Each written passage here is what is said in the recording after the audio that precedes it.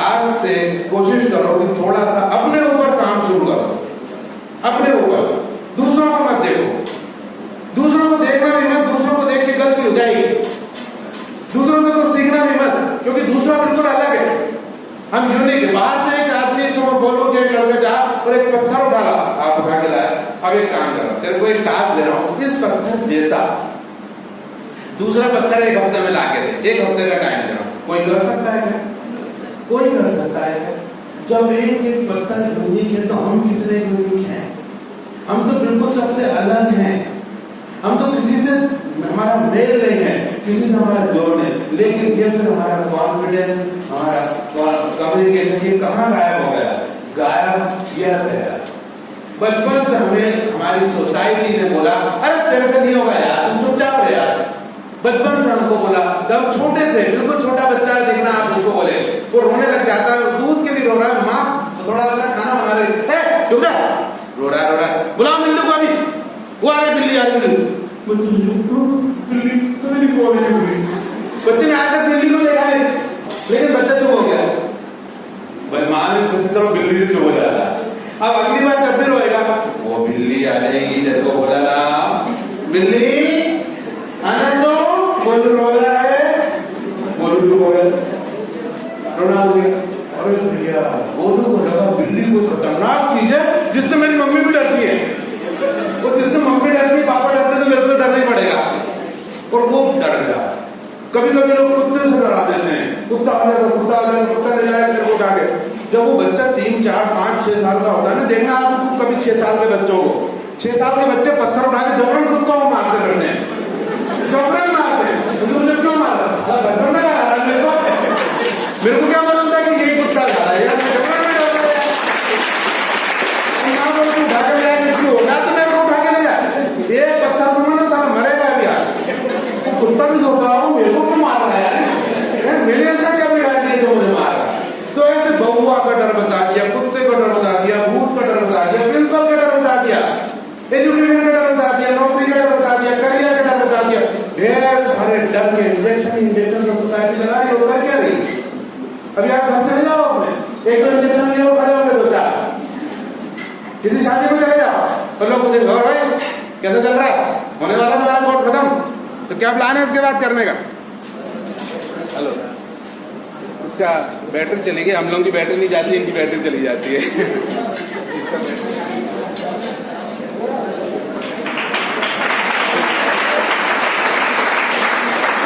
चलिए थोड़ा शांत हो जाइए, जब तक रोकते नहीं है। आवाज आ रही है मेरी? थोड़ा जोर से बोलूंगा। हाँ, वो पूछेगा और भाई क्या चल रहा है, क्या प्लान है फिर तुम्हारा, आगे बढ़ाई वढ़ाई होगी तुम्हारी? नहीं सर अभी थोड़ा बचा है। क्या करोगे इसके बाद? हम क्यों बताएं क्या करेंगे? तेरे को क्यों बताएं? कुछ नहीं करेंगे भाई। लेकिन नहीं, सोसाइटी आपको पिन करे बिना नहीं रहेगी। और अभी हो जाने दो कोर्स, उसके बाद मैंने शादी वादी हुई कि नहीं हुई? शादी कर लो यार। अबे तू करके कौन सा खुश हो रहा है जो मेरे को बोल रहा है यार?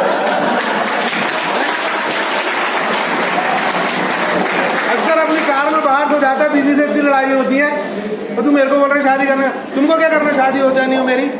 आज से एक काम करो, आपको समझ में आना चाहिए कि जो शैलेंद्र श्रीवास्तव ने बताया कि लोग इंजेक्शन लिए खड़े हैं, वो कौन लोग हैं। तो जैसे ही कोई इंजेक्शन लेके आपके पास आए और आपको याद आ जाने थी शैलेंद्र जी इंजेक्शन आ रहा है, ये बड़ा नेगेटिव आदमी है, और उसने जैसे ही आपको कहा क्या करना है इसके बाद, कुछ नहीं करना जी, कुछ नहीं करना।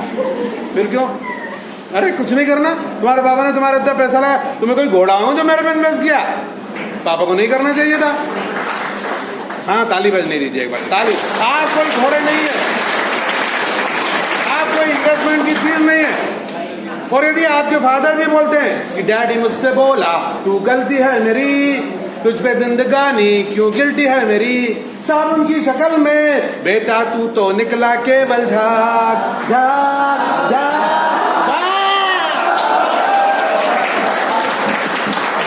अरे तो तुमने हमें साबुन समझे क्यों यार? कोई हम साबुन है क्या? जो तुम बोल रहे हो तुम झाग निकले, हम तो साबुन समझे थे। तुम तो कटोरा निकले, तुम तो काला नाग निकले। गलत हो रहा है सब। मैं अपने फादर की या मदर की या गांव की या लोगों की उम्मीदों हेलो, थैंक यू, शुक्रिया। ताली तो बजाइए एक बार। खड़ा होने के लिए नहीं आया हूँ, मैं यहाँ पे पढ़ने आया हूँ और मेरा पढ़ने का मन था। सेज यूनिवर्सिटी में दाखिला लिया, एडमिशन लिया, क्योंकि मेरा सेज में पढ़ने का मन था, इसलिए आया हूँ। ना तो मैं पापा की उम्मीदों पे खराब करने आया हूँ, ना मैं मम्मी के सपने पूरे करने आया हूँ। आज ही जब जाना है फोन करना अपने पापा को, बोला पापा जी आज एक मोटिवेशनल स्पीकर आए थे शैलेंद्र श्रीवास्तव, वो मुझसे तुमने जो बोला वो मैं आपको बता रहा हूँ कि आप प्लीज मेरे तो बहुत ज्यादा सपने मत देखो, मुझे थोड़ा वक्त दो, जो मैं करना चाहता हूँ वो मुझे करने दो। मेरा छोटा सा बच्चा जब छोटा था, आज जो मेरा बच्चा सेकेंड ईयर में चला गया है, BSS में पढ़ता है वो, मेरा बेटा जब छोटा था तो मैं उससे बोलता था तू पढ़ता क्यों नहीं यार भाई, तू पढ़ा तो कर। वो स्कूल से भाग लेता था। जब वो दिवाली निकल गई, जनवरी आ गया, तो मैं बाल भवन में पढ़ता था, तो मैंने कहा कि टीचर से उनके पास गया, मैंने कहा कि टीचर इसका TC निकलवाना है हमको। बोले क्यों, आपका ट्रांसफर हो गया क्या? मैंने कहा नहीं, ट्रांसफर क्यों होगा, हम कहीं नौकरी नहीं करते तो ट्रांसफर कहाँ से हो गया? हमको नौकर बनना भी नहीं है, मालिक बनने के लिए तुम पैदा हुए हो, और मालिक जो बनेगा तुम्हारा इंटेंशन, यदि तुम्हारा ड्रीम भगवान जी खड़े हो गए तो उनसे बोलो कि मेरे को एक जॉब चाहिए। अरे क्या दे सकते थे वो, और तुमने क्या मांग लिया? तुमने मांगा छोटी चीज तो तुम्हें मिलेगी छोटी चीज, मांगते बड़ी चीज। ध्यान सुनिए। तो मेरा बेटा मुझसे कहता है कि मैंने टीचर से बोला कि इसकी TC लेने आया, सुन रहा है ध्यान से, इसकी TC लेने आया। टीचर बोले TC क्यों ले रहे? मैंने कहा इसको ये स्कूल पसंद नहीं है तो ये यहाँ रहना नहीं चाहता है।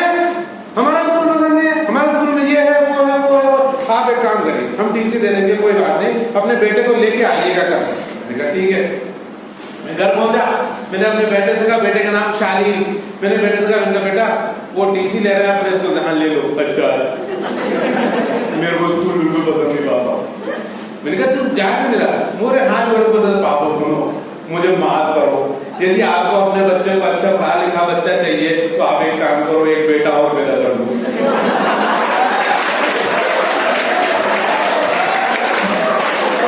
मैंने कहा भाई तू क्या जवाब दे रहा है? बोला हाँ पापा, लेकिन मुझे क्षमा करो, ये लेसन मैंने अपने बेटे से सीखा, और मेरा बेटा शायद मेरे यहाँ पैदा ही इसीलिए हुआ क्योंकि वो मेरे ही जैसे बाप को ढूंढ रहा था। तो हम गए टीचर को, मैंने बोला शालिन के बाद शालिन तो तुम्हारी हुमेरा मैडम है, नाम भी मैं इसलिए बता रहा हूँ कि कोई लगे कि यार गड़बड़ नहीं। बाल भवन में अभी भी हुमेरा मैडम जो है वो वाइस प्रिंसिपल है, प्रिंसिपल हो गई। वो हुमेरा मैडम से तुमको बुलाया है, मेरे को क्यों बुलाया? तो तुमको TC देना चाहती है ना, तो TC तभी देती है जब बच्चा आ जाए, तो तुम्हें चलना पड़ेगा, लेकिन एक शर्त है मेरी। मैंने कहा क्या? अब सोचो बच्चा तीसरी सेकंड क्लास में होगा, छात्र लग रहा। मैंने कहा क्या शर्त? मैं यूनिफॉर्म पहन के नहीं चलूंगा। मैंने कहा बड़ा चालाक है तू, यूनिफॉर्म को तुझे लगता है तुझे पकड़ लेंगे, हो तू तो वैसे ही इतना भाग चुका, कौन पकड़ेगा तुझे, है ना? और मैं जबरदस्ती तेरे पे करूंगा नहीं, तू इतना भाग चुका है स्कूल से, और मैं तेरे पे जबरदस्ती करने वाला हूँ नहीं, क्योंकि मैं जबरदस्ती करने वाला बाप नहीं हूँ। तेरी मर्जी हो तो तू जाना, तो जिंदगी में वो करना जो तेरी मर्जी हो। तो आज ही अपने फादर का फोन नंबर मुझे देना, मैं उनको समझा दूंगा कि अपने बेटे को वो करने दो जो उसकी मर्जी है। बिना मर्जी के करोड़पति भी बन गए तो वो, बिना मर्जी के करोड़पति भी बन गए तो वो पैसा बर्बाद। मैंने बताया कि मैं उसके स्कूल गए भाई साहब वो, और उन्होंने बोला कि टीचर ने बोला कि चलो हम TC तो मुझे देते हैं शालिन बेटा, लेकिन एक बात हम तुमसे कहना चाहते हो, तुम एक काम करो, तुम 9 बजे स्कूल लगता है अपना, 9 बजे आओ और 10:30 बजे घर चले जाना। जैसे अपना रिसेस होगी, छोटे बच्चों का जल्दी हम करते हैं, 10:30 बजे हम उनको लंच करा के घर छोड़ देंगे।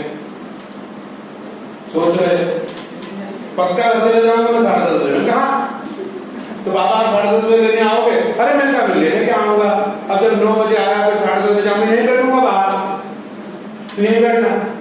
ठीक है, देखता हूँ।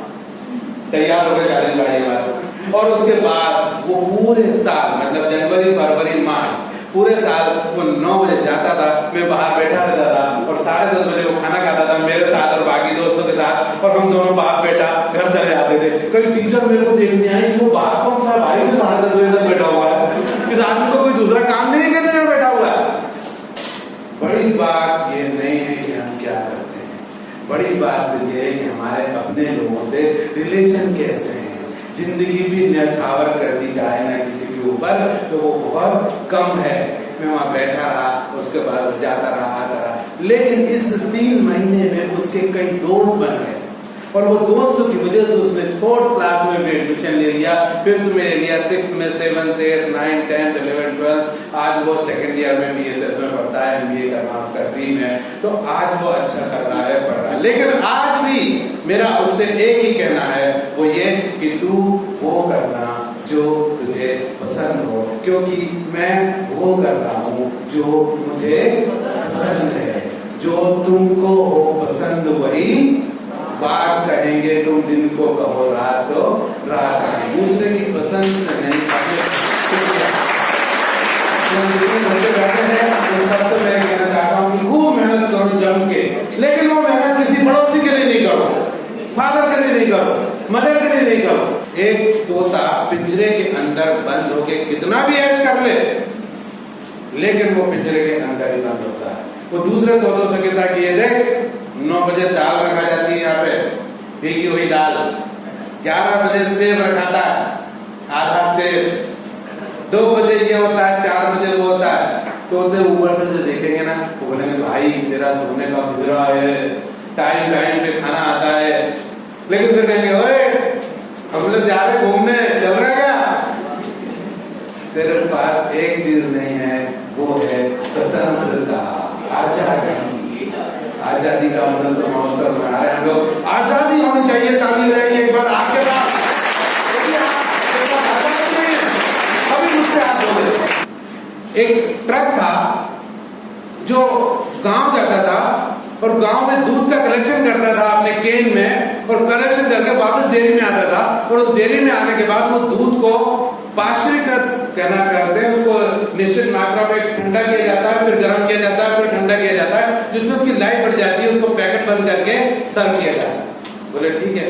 तो वो ट्रक एक बार गाँव गया, डेयरी में ऐसे होता है ना, डेयरी में वो ट्रक एक बार गांव गया और वहां उसने सारे केन भर लिए। तो केन भरने के बाद सारे केन भरा गए, केवल 2 केन आधे आधे खाली रहे, केवल 2 केन आधे आधे खाली रहे। तो ट्रक वालों ने सोचा कि चलो अब वेट कर लेते हैं, कोई और गांव वाले आ जाए तो दूध ले ले, अपन कंप्लीट हो जाए। वो 4 दिन चले गए, कहीं से 2 मेढक आए, एक मेढक एक केन में कूद गया, दूसरा मेढक दूसरे केन में कूद गया। कहानी है, मुंजाल जी बोले कहानी है, सुन लीजिए। जैसे पहला वाला मेढक कूदा, उसने देखा अरे वाह ये तो दूध है, जिंदगी बीत गई कीचड़ में तैरते तैरते यार। मेरे खानदान में कभी दूध में तैरने का मौका नहीं मिला, मैं पहला मेढक को जिसे दूध में तैरने का मौका मिल रहा है, और वो तैरा बड़े मजे से उसने मजे लिए, उसने तैरता रहा।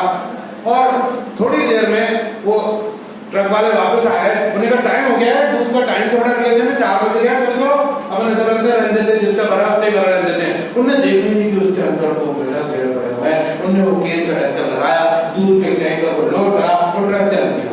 दोनों अंदर बंद हो गए, एक जैसी कंडीशन, एक जैसे केन, और वो चलने लगा। एक मेढक नंबर 1 ऊपर आया, उसने देखा बंद कर दिया केन, अब मैं क्या करूं? कोई बात नहीं, मुझे कूदना बहुत अच्छा आता है और मैं कूद के उस केन के ढक्कन को खोल लूंगा। और वो सदे पे आया, सदे पे आके जोर से जंप मार के टकराया ढक्कन में, ढक्कन नहीं खुला। दूसरी बार आया, दूसरी बार टकराया, तीसरी, चौथी, 5वीं, 20 बार टकराया, सांस भूल गई, सोच रहे अब तो मरना है ही, अब तो मरना पक्का, चलो आखिरी बार प्रयास करते हैं। लास्ट टाइम वो आया, अपनी ताकत से ढक्कन से टकराया, लेकिन ढक्कन नहीं खुला। मैं बोल दूंगा कि ढक्कन खुल गया तो आप बोलोगे चलो सर आप केन लेके आओ, मैं मेढक पकड़ के लाता हूँ वहां से। एक के आप 10 बंद कर दो, खोल नहीं पाएंगे। जिस केन को 60 किलो का हम जैसा आदमी ताकत लगा के खोलता है, 250 ग्राम का मेढक कैसे खोलता है? और वो मेढक नहीं मर गया, मर गया। जो मर गया छोड़ दो। मेढक नंबर 2, ध्यान से सुनिए, मेढक नंबर 2 वो ऊपर आया, उसने देखा ये ढक्कन तो हम नहीं कर पाएंगे, तो जो नहीं कर पाएंगे उसका प्रयास करना बेकार, पूरी एनर्जी लगा दी, वो खोल पाएंगे ही नहीं, तो मतलब क्या? लेकिन मेरे में एक बहुत बड़ी ताकत है, वो मेरे दादाजी से और मेरे फोर फादर से आई है कि हम लोग तैरते बहुत अच्छा है, हमारी बॉडी तैरने के लिए बनी है, जैसे कि हम रेनकोट पहन के पैदा हो, मेढक को उठाकर पानी में डाल के निकालिए, सूखा तो सूखा। हमारी पलकें जो बंद करती है तो ट्रांसपेरेंट पलकें बनाई भगवान ने कि बंद होने के बाद भी हमें दिखता रहता। हमारे हाथ और पैर का डिजाइन ऐसे कि जैसे हम चप्पू लेके फिर हुआ, जैसा पैदा ही तैरने के लिए हो। आपने बहुत सारे डिस्कवरी में डाइवर्स देखे होंगे, वो एक अलग तरह के शूज पहनते हैं। वो शूज कहां से डिजाइन हुए? मेढक से। वो डाइवर्स ने शूज मेढक से डिजाइन करे, मेढक ने डिजाइन डाइवर्स से नहीं करे। तो वो मेढक को तैरना बहुत अच्छा आता था, उसने धीरे धीरे गोलाई में तैरना शुरू करा, बिल्कुल आराम से, धीरे धीरे, बिना हाफे, बिना जल्दबाजी करे, बिना दौड़ भाग करे, रिलैक्स, जो काम कर सकता हूँ उसे करूँ और बिल्कुल धीरे धीरे। चलता चला गया, चलता चला गया, चलता चला गया। सुबह का टाइम था, धीरे धीरे उसने महसूस किया मेढक नंबर 2 ने कि अरे ये दूध में तो कुछ जम रहा, कुछ हार्ड सा लग रहा है, जरा चक्के देखो, चखा को मक्खन, दूध में क्या जमेगा? मक्खन से जमेगा। और थोड़ी देर में वो मेढक है वो मक्खन की लेयर में बैठ गया, बैठ हो गया, लेट गया।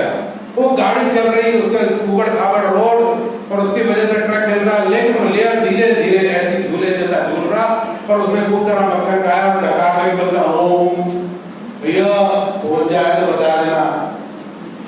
अब मुझे बताइए वो मेढक नंबर 2 मर सकता था क्या? मर सकता नहीं, मर सकता था डूब के, अब तो वो तैर नहीं रहा था जो डूब के मरे। मर सकता था भूख से, अब तो भूख के क्या उसके पास 1 महीने का स्टॉक मौजूद, अब तो तुम कितने लंबा रास्ता ले चलो। जैसे ही ट्रक प्लांट में पहुंचा, सारे केन उतारे गए। एक केन को जैसे ही एक आदमी ने खोला तो देखा उसमें मक्खन की लेयर में एक मेढक उल्टा मरा पड़ा हुआ था। वो कौन था? मेढक नंबर 1 मरा पड़ा। उसने कहा ये कहां से ले लिया?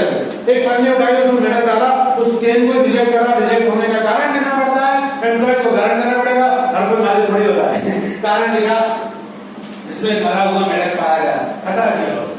दूसरा केन जैसे आया, जैसे उसने खोला तो अब वो जो मेढक नंबर 2 था उसने कहा तुमने अभी तक मेरा एक ताकत देखी है कि मुझे तैरना बहुत अच्छा आता है, अब तुम मेरी दूसरी ताकत देखो कि मुझे कूदना भी बहुत अच्छा आता है। और वो डाई लगा के जोर से कूदा बाहर, वो कूद के बाहर मर जाए हैं।